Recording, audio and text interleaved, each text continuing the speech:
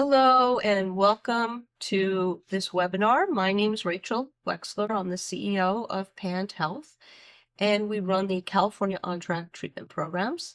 Today, we're going to speak with our co-founder and medical director, Dr. Eric Wexler, who also happens to be my husband.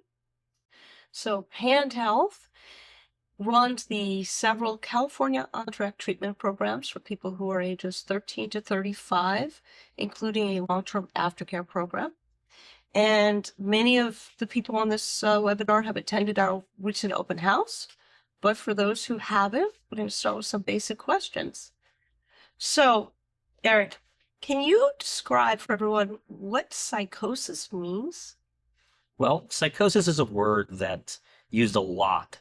Someone is psychotic. It's used all the time in the news media, books, everything. But in medicine, it actually means something very specific. It's a symptom of many illnesses. It can be a symptom of a psychiatric illness like schizophrenia or drug-induced psychosis, but can also be part of other illnesses like when you have a fever, infections, or other things. So it's a symptom. Now, there are diagnoses of psychotic spectrum disorders, which I'm sure we'll get into a little bit later, like schizoaffective disorder or cannabis-induced psychosis. But psychosis is a symptom, and those symptoms are things that are obvious. Maybe people are hallucinating, hearing voices, having very strange beliefs, seeing meaning in things that just don't have any meaning. We call those positive symptoms, and those are the things that are quite obvious. But like an iceberg, that's just what's above the surface. But there's a whole lot of deficits that also go along with that. And I think I'll be addressing that a little bit more later. Thanks. So let's also start with a lot of people use the word psychosis interchangeably with, let's say, schizophrenia or schizoaffective.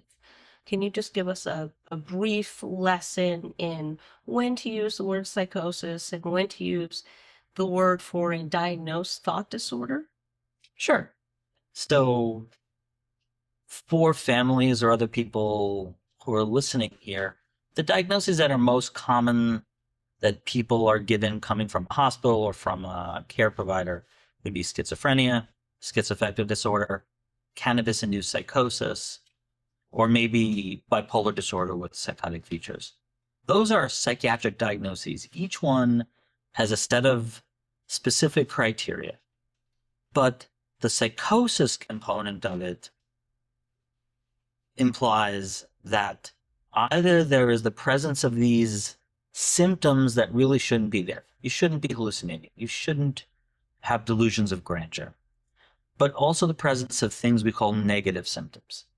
These are things that should be there, but just aren't. You should be motivated. You should care for yourself. You should be able to pay attention. And then there's other these, as I mentioned before, this iceberg of psychosis and psychotic diagnoses. Things under the surface. Also, there are cognitive deficits, inability to make plans, think out those plans to be productive. We call that executive functioning. And also, there's an impairment of social intelligence. Can you navigate a social situation? Can you understand whether a person is smiling or frowning or just neutral? Because those are the things that allow us to have normal interactions. And when they're impaired, we call that an illness or we give a diagnosis. So you said that part of psychosis, we identify psychosis by symptoms, like a fever. When somebody has a cold, the fever is a symptom. How do the symptoms families will see impact or influence a diagnosis that might occur later down the line? So the symptoms, which is fundamentally what we treat, we group them, and based on whether they're hallucinations, just cognitive deficits, we give a name, which is a medical convenience, but it also dictates what type of treatments are going to be most appropriate at that given time. And they also are somewhat predictive.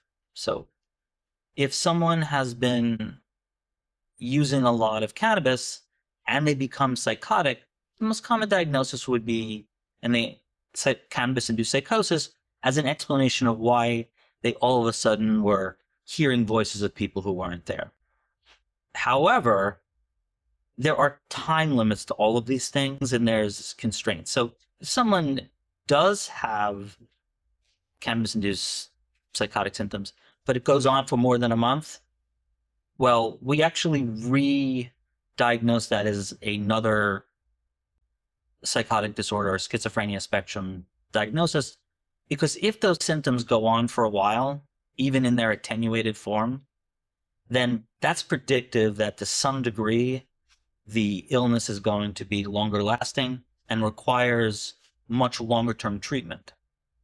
Interesting. So, how about when somebody does have psychosis induced from cannabis use and it seems to resolve within, I think you said about a month, but the next time they use cannabis, another psychotic event happens.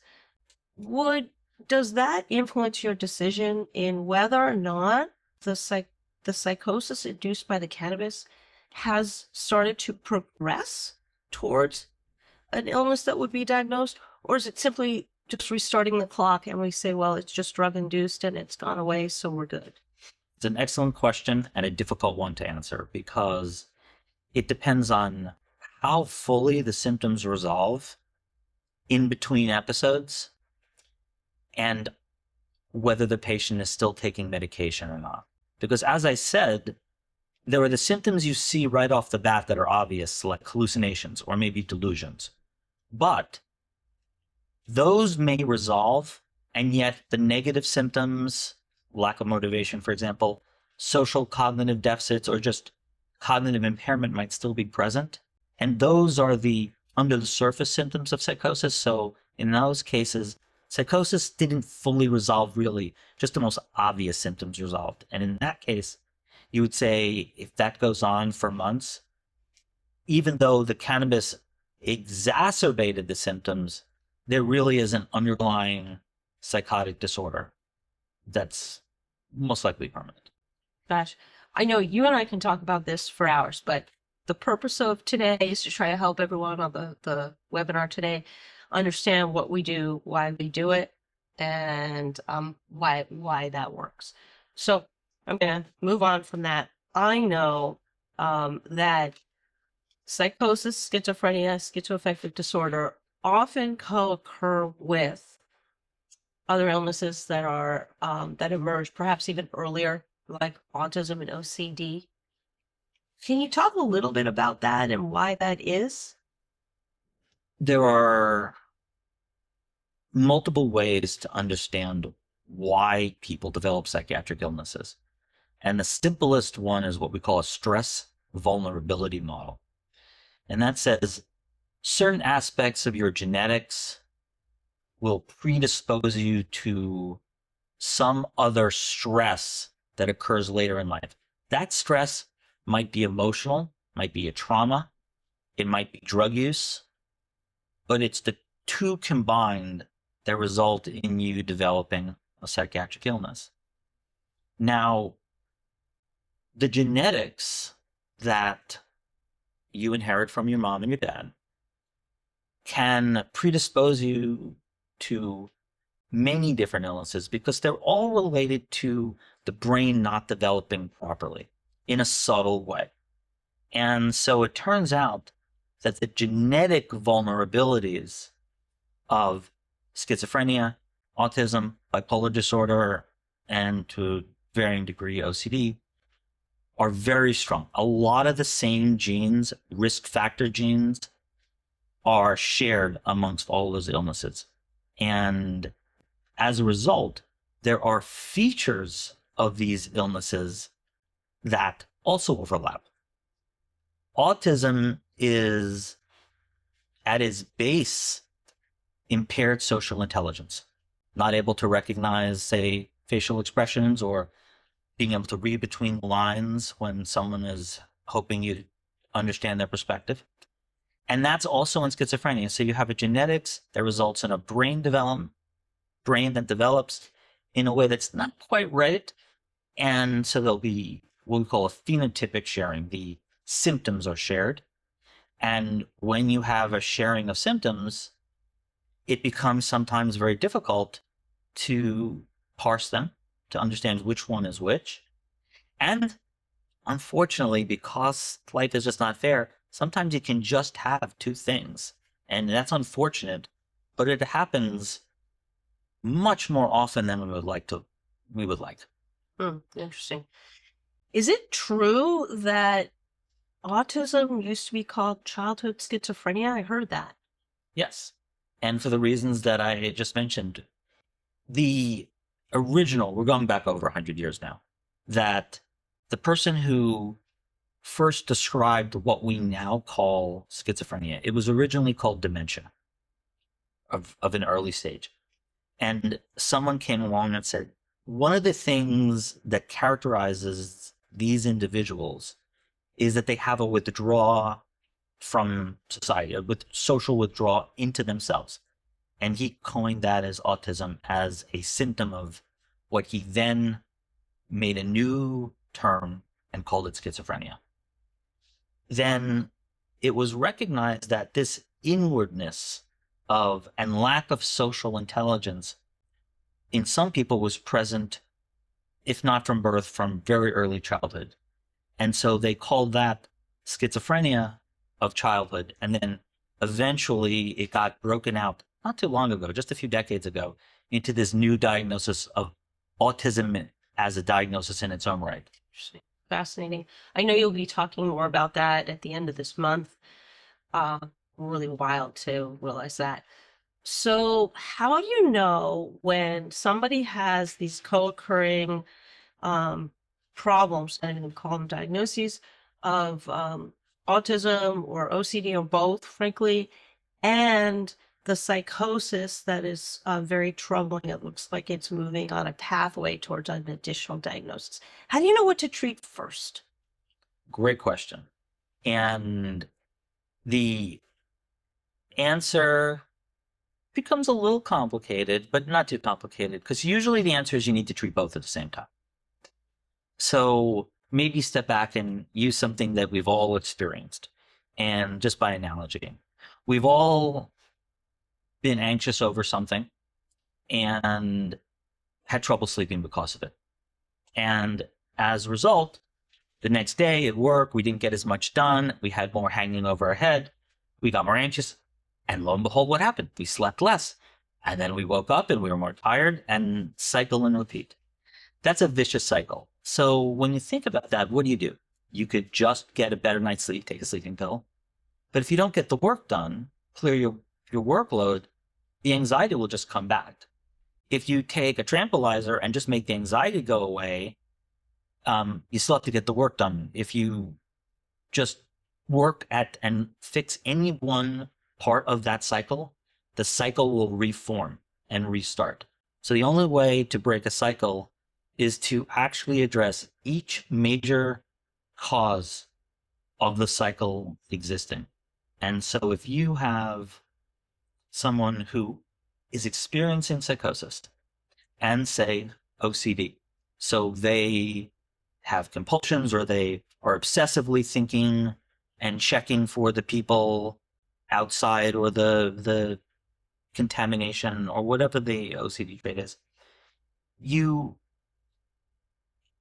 there's a good chance that those obsessions are being driven by the psychotic thoughts, the delusion. They're part of the delusion. And so you need to treat them and that psychosis. But the compulsions that come from that, the obsessions, are treated in their own right because they also need to stop washing their hands. So you need to treat both at the same time for them to functionally be able to recover the life they had before. Okay, I'm not quite sure I understand that. So what you're saying is there could be, let's take OCD, for instance. Somebody does have OCD, but they're also having obsessions and compulsions that might look much more like a delusion. And you need to treat the delusions, the psychosis first, or you need to treat the OCD first, or both at the same time? You need to treat both at the same time Okay. because they both can drive each other. And so, can you talk about the California On-Track program? Do you want to see patients after the OCD's been treated, excuse me, or before or during? Like, can you talk about the California On-Track programs? Sure. So California Track treats patients with psychosis because people experiencing psychosis cannot benefit from programs that don't emphasize psychosis. And here's why. Most people have resources that help them get benefit from their psychotherapy. They have logic, some degree of reasonableness. They are able to understand cause and effect. And there's a whole lot of aspects of that come into play. You need to be able to pay attention to the person, the therapist, process the information. All the bases of cognitive therapy require you to be able to think in an expected way. But that's what psychosis robs the patient of. It impairs their ability to think and think in a predictable and reasoned way. And so patients with psychosis who are treated in environments where most of the patients do not have psychosis simply fall behind. They're or actively hurt by the milieu of those programs. The fundamental part, the first thing, and maybe the most important part for California Track is that our groups are for people with psychosis, and everyone has a psychotic illness. And that allows us to do things and connect to people in ways you just can't do when you have groups with mixed diagnoses. Mm-hmm. So I talk to a lot of parents who have adult children with multiple diagnoses, and the question always is, do they stay the path in the current treatment that they've been in for OCD or autism, or do they move to California Track for a different treatment, and then go back for a more traditional treatment to autism or OCD? And I think what you're saying is, at California On Track, we treat people who have all co-occurring illnesses and a psychotic feature associated. Correct? Yes, maybe I'd put maybe a fine twist on that. And the twist would be, if you have symptoms of psychosis, you will progress faster and more completely if you're treated in a psychosis specialty program like California On Track. You will progress more slowly in whatever the symptom you're trying to treat, whether it's anxiety, obsessions, trauma, whatever it is, but you will progress more slowly in a program where you're mixed in a milieu of people with diagnoses that are not psychotic. So, in your estimation, I think about 75% of people in the California On Track programs have either OCD or autism at the same time that they're in the California On Track programs. Would you agree? I don't know the exact numbers, but it's very high. Comorbidities are very, very high. So the uniqueness of California On Track in placing everyone who has the psychosis together in one group, regardless of the co-occurring condition, is what allows people to connect to one another because they're talking about similar odd experiences. Is that what you're saying? Well, so that is one very important, not the only one. So what that's really sometimes people refer to as the Me Too effect. And that is people who are experiencing these illnesses very often suffer a sense of profound isolation, and they need validation, which they have not been getting. And so when they hear people having similar thoughts, bizarre thoughts that they're embarrassed by, traumatized by, that they know are concerning, they're able to open up in a milieu where everyone else is experiencing the same thing. They don't have to be guarded over it. But there's actually many other reasons as well. They are able to, in a group, when they hear other people espousing some of these unusual beliefs or thoughts, or behave in a way that's not in their own best interest, it's easier to see the mistakes being made when it's another person, and then they can see how the therapist helps that person model that behavior. And so there's something we see as a peer effect, and that is peers often give other peers insights into how to behave that you would never get, because people who are not experiencing psychosis, they just don't get it. So there are great treatment centers all around town. How is California on track attacking psychosis differently from others? Specifically, how many on this call have been to the open house, have experienced some of the techniques used and the neutral stimuli used to test memory and understand recall, and in fact spur curiosity. But can you explain for everyone why and what does California on Track do differently than others?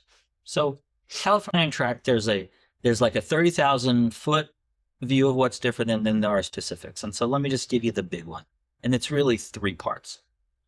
The first, which we have already touched on, is the idea that the groups are homogeneous. And so you have all the advantages I mentioned before: peer support and validation and Me Too effect. And also, because I also mentioned people have significant cognitive impairments, we were able to pace things in a way that people understand, and we're able to use language that people who have social impairments are able to understand. So we're able to frame things in a way that is targeted towards this population. So we have the homogeneous groups, that's one. The second part is, because we call ourselves coordinated specialty care. So the specialty is the homogeneous group aspect.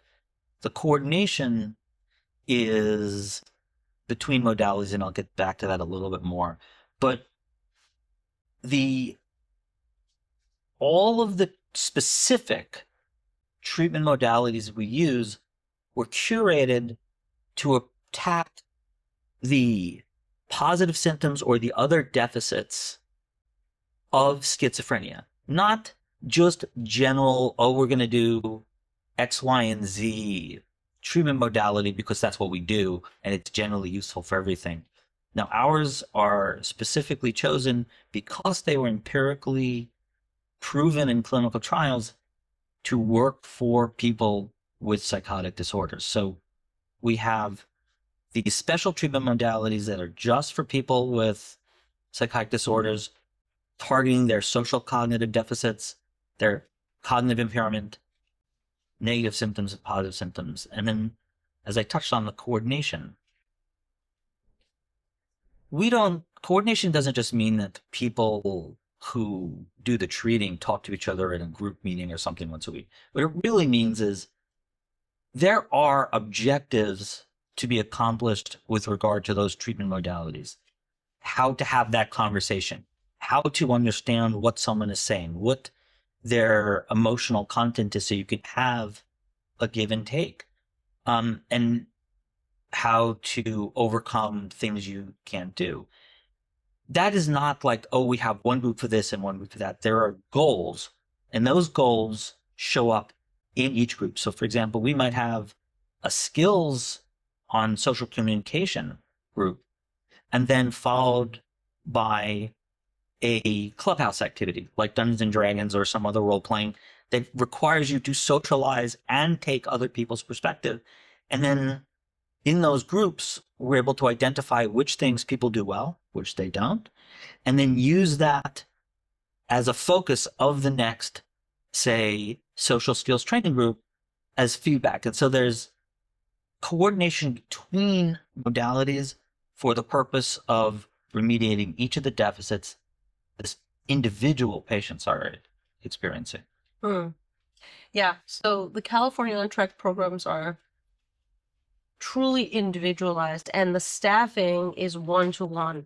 So people who are in groups and who become dysregulated in other treatment environments would have to leave, and there would be no ability to help that person get back into the group. They'd be on their own, maybe wander off. At California on Track, we always have at least 2 people in every group. So when somebody does become dysregulated, they have a one-on-one coach to get them back in the group. Excellent point that you bring up. Yes. Yeah. So we talk a lot at California on Track about cognitive skills. We have a domain we call cognitive health.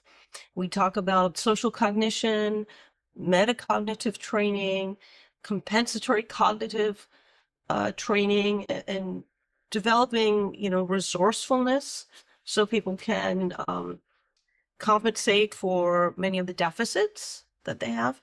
Can you just help us understand what is meant by the cognitive health? When we use those words, what do we mean by it? We mean a bunch of things.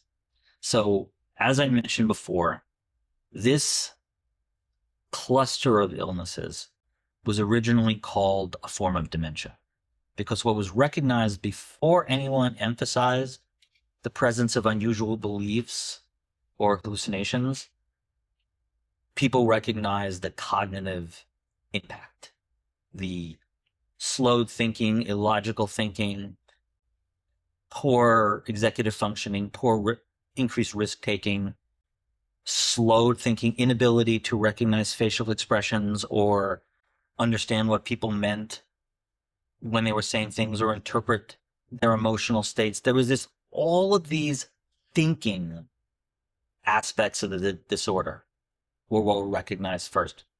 And contrary to maybe what most people believe or even common sense, the presence of those positive symptoms are not the biggest determinant on whether people are able to recover their lives and have a life worth living.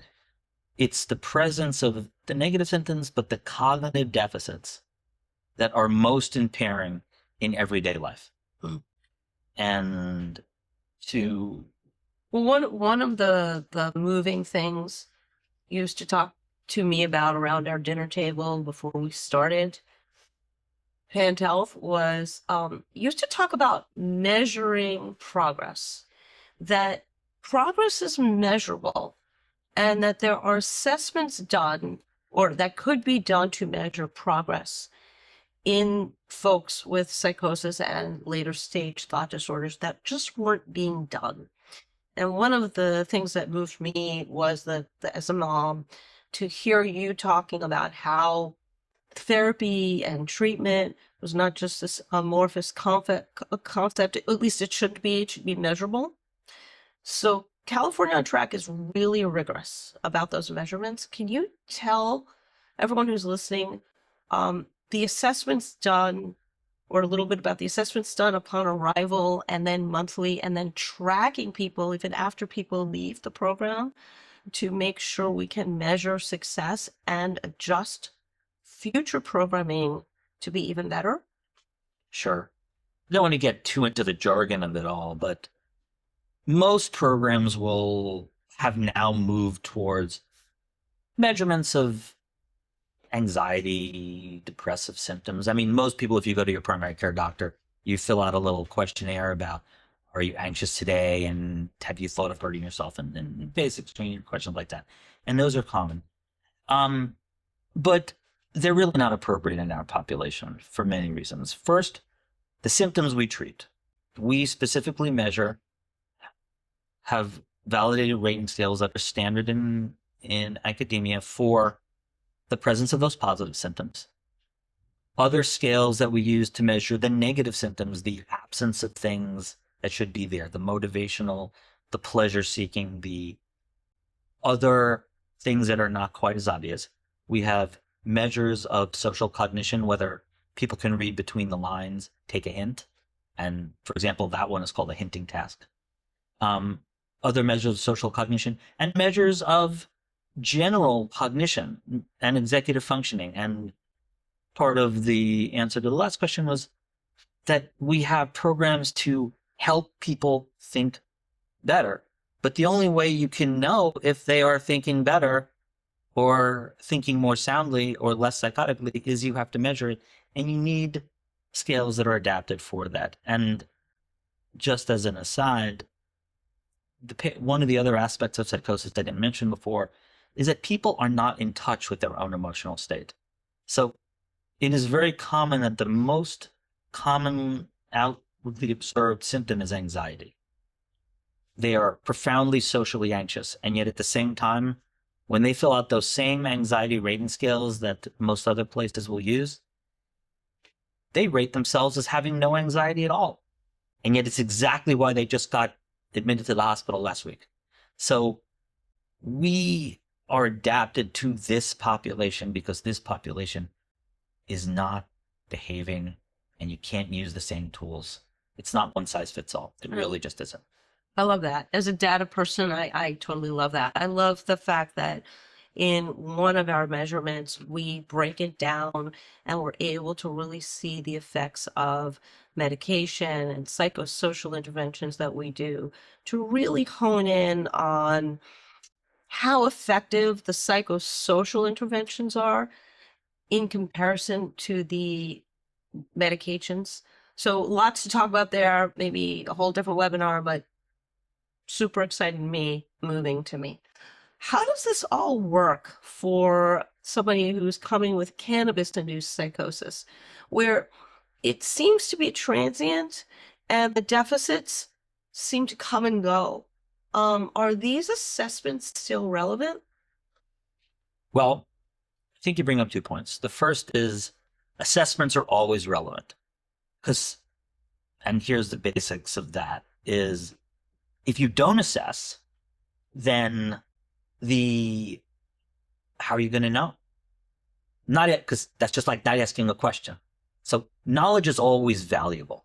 What you do with it is going to be another story. Now, for cannabis or any drug-induced psychosis, amphetamine-induced psychosis, there really is a distinction to be made between whether it's cannabis-induced drug-induced psychosis or triggered. So if you take a substance and you become psychotic and it gets better in a few days, which really it usually does, but certainly within a month, and it never comes back when you're abstinent and you're not on medication, then that's one case. Not usually what we see, though. What we see is usually cannabis-triggered psychosis. That's where a person becomes psychotic using a lot of cannabis, and a month, 2, 3 months later, they still have symptoms, maybe full symptoms, maybe partial symptoms. And that's where there is a residual, we call it residual psychosis, residual psychotic symptoms. And in that case, how do you quantify it? You got to measure it. You've got to characterize it, because that tells you, what does the person need to do? And also it allows you to sort of bring the conversation real. Because honestly, most people are going, parents or family members, they're looking for the best possible scenario. They don't want to think that this is permanent or this is schizophrenia or some other diagnosis that has a terrible stigma. And so they're always looking for something better. But in order to have that real hard conversation, it's always better if you have some hard facts and hard numbers you can point to. We have a question, which I've heard before, but we have a question, and it goes back to the concept you spoke earlier about. You spoke about this loop, right? So too often, parents are struggling with a child who is smoking weed and has psychosis, but is then smoking more weed to calm down and feel numb, essentially, to get away from the psychosis. And it's this loop, because the more psychotic they are, the more weed they smoke. How does California On Track deal with that? Does California On Track take people who are smoking weed, Or do you recommend they go to an addiction program first? Too often your patients can't totally be abstinent. So how does that work in the program? So a little bit arbitrary, because we're not looking to treat people where it really is just a quickie and gone. Because ours is a longer term treatment program because it takes time to really treat people with psychotic disorders. But if someone is still having symptoms a couple weeks in, that's indicative that this is something that has a good chance of sticking around.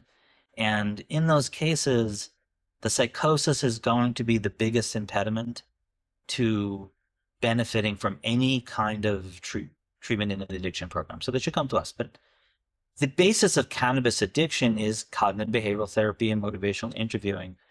But remember, straight cognitive therapy relies on intact cognition, and that's what's impaired. So if someone has impaired cognition, they are not going to do as well in straight cognitive behavioral therapy, whereas the things that we and our approach is much better suited for the people whose cognition is impaired and their thought process is impaired. So what you're saying, that's so interesting. So what you're saying is if it's an act is a cause and an action as it relates to the cause, right? And then the cause happens. So there's the psychosis, which causes the use of the weed. And then the same thing happens, more psychosis, which causes more use of the weed, sort of that loop. That you have to break that loop. You have to break the cycle by really working on the psychosis, regardless of whether or not the person is staying completely away from cannabis or not. Well, I would agree, and this brings me back to a point before, which is you need to both be aware of and treat the psychosis. But you also need to treat at the same time the anxiety, because chances are one of the reasons why they're using the weed, quote unquote, to self-medicate is they have social anxiety, which is a common symptom of psychosis, but can be a driver of their drug use. And so we treat both the anxiety, we improve their distress tolerance, but in the context of also treating the psychotic symptoms directly. So California On Track programs are all in West LA. They're all in program for all in person, for adults, teens. We do offer telehealth. Where do people live who are coming to the California On Track programs? Some people live at home. There are specialized transitional living arrangements. These are places not just sober living, but they are places that have experience with patients who need extra direction or aren't able to think clearly for themselves. Mm-hmm. Okay. And when one of the things the California On Track program's a little different because it's much longer. It's 3 days a week, but can you describe a little bit about what goes into the actual programming at California On Track for us? It includes obviously physical fitness with a wraparound of cognitive remediation. Sorry. I'm sorry. Yeah. For instance, specifically, we have intense physical fitness at California On Track with a private coach, which is kind of wrapped with a cognitive remediation session. And all of this is very intentional. Can you describe for us why, in particular, with the physical fitness and the cognitive remediation are coupled? Cognitive deficits are so profound, and actually the biggest determinant is whether people actually kind of recover in their life and have jobs and families and really a life with meaning. And so those cognitive deficits are also the things that are least amenable to medication. Medications do have their least effect on the cognitive and social cognitive deficits. And so, but yet we do a lot of modalities to sort of improve people's cognitive performance across all domains, and then for the things they can't recover functionality-wise, help them learn to compensate. Now, with regard to your specific question, there's been a lot of research done on how to improve cognition in people with schizophrenia, and using computerized cognitive training and other compensatory cognitive training has been effective. What's been found is that, and this is work done by colleagues at UCLA and their colleagues on the East Coast, that if you can combine the cognitive remediation on the computer and pair it with intense physical activity, then you get an additive effect and you get even greater improvements. And some of our results on at least one combined measurement battery of cognitive function, patients who've been in our program for over 6 months and engage in the two are almost at the 50th percentile for functioning. So it's almost returned to normal. Amazing, amazing. I know we are going to have to wrap up soon. Amazing. Yeah, the California On Track programs, when you see the folks who start not willing to go into the gym, not willing to exercise, but end up really doing some intense exercise with cognitive remediation, we're back at school and work. It's just wonderful to see. So I do know we have to wrap up. We hope you'll join the next webinar we hold, which will be April 30th. And do you have any last words for folks who are listening? Thank you for listening. Thank you.